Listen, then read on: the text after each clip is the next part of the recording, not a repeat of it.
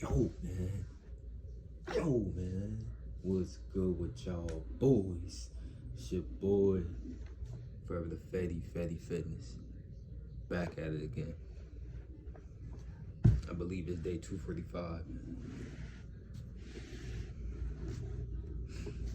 It's time to start this. New week off right, man. You know what time it is.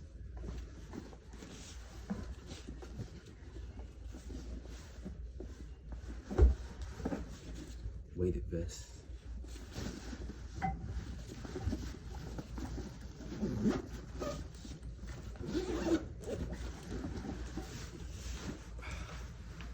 They're probably like 40 pounds.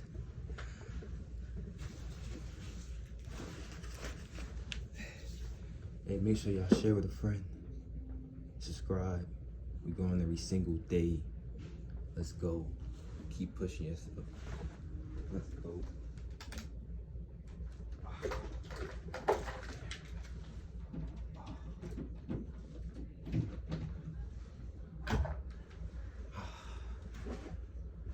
Been a little heavy.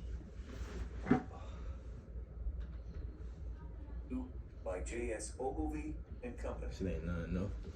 As Ain't a nothing but a disclaimer, peanut. the views and opinions expressed in this book belong to the author and may not always reflect those of Master Key Society or its affiliates. This recording is a production of Master Key Society for the purpose of research, study, and discussion. In the United States, where we have more land than people, it is not at all difficult for persons in good health to make money. In this comparatively new field, there are so many avenues of success open, so many vocations which are not crowded, that any person of either sex who is willing, at least for the time being, to engage in any respectable occupation that offers, may find lucrative employment. Those who really desire to attain an independence have only to set their minds apart and adopt the proper means, as they do in regard to any other object which they wish to accomplish, and the thing is easily done. But however easy it may be found to make money, I have no doubt many of my readers will agree it is the most difficult thing in the world to keep it. The road to wealth is, as Dr. Franklin truly says, as plain as the road to mill. It consists simply in expending less than we earn. That seems to be a very simple problem. Mr. McAuliffe, one of those happy creations of the genial Dickens, puts the case in a strong light when he says that to have an income of 20 pounds per annum and spend 20 pounds and sixpence is to be the most miserable of men, whereas to have an income of only 20 pounds and spend but 19 pounds and sixpence is to be the happiest of mortals. Many of my readers may say, we understand this. This is economy, and we know economy is wealth. We know we can't eat our cake and keep it also. Yet I beg to say that perhaps more cases of failure arise from mistakes on this point than almost any other. The fact is, many people think they understand economy when they really do not. True economy is misapprehended, and people go through life without properly comprehending what principle is. Some say, I have an income of so much, and here is my neighbor who has the same. Yet every year he gets something ahead, and I fall short. Why is it? I know all about economy. He thinks he does, but he does not. There are many who think that economy consists in saving cheese parings and candle ends, in cutting off 2 pence from the laundress's bill, and doing all sorts of little, mean things. Economy is not meanness. The misfortune is also that this class of persons let their economy apply in only one direction.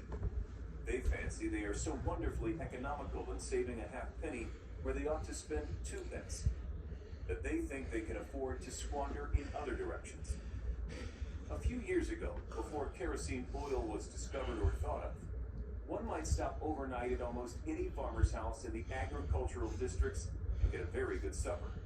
But after supper, he might attempt to read in the sitting room and would find it impossible with the inefficient light of one candle. The hostess, seeing his dilemma, would say, "It is rather difficult to read here evenings. The proverb says, You must have a ship at sea in order to be able to burn 2 candles at once. We never have an extra candle except on extra occasions. These extra occasions occur, perhaps, twice a year. In this way, the good woman saves $5, $6, or $10 in that time. But the information which might be derived from having the extra light would, of course, far outweigh a ton of candles. But the trouble does not end here. Feeling that she is so economical in tallow candles, she thinks she can afford to go frequently to the village and spend $20 or $30 for ribbons and furbelows, many of which are not necessary. This false economy may frequently be seen in men of business, and in those instances it often runs to writing paper. You find good businessmen who save all the old envelopes and scraps, and would not tear a new sheet of paper if they could avoid it for the world. This is all very well. They may in this way save $5 or $10 a year, but being so economical, only in note paper, they think they can afford to waste time, to have expensive parties, and to drive their carriages.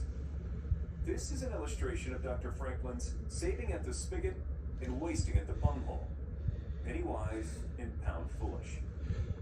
Punch, in speaking of this one idea, class of people, says they are like the man who bought a penny herring for his family's dinner and then hired a coach at 4 to take it home.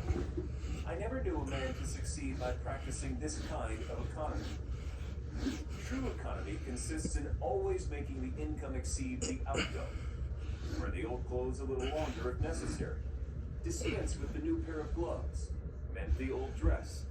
Live on plainer food if need be, so that, under all circumstances, unless some unforeseen accident occurs, there will be a margin in favor of the income.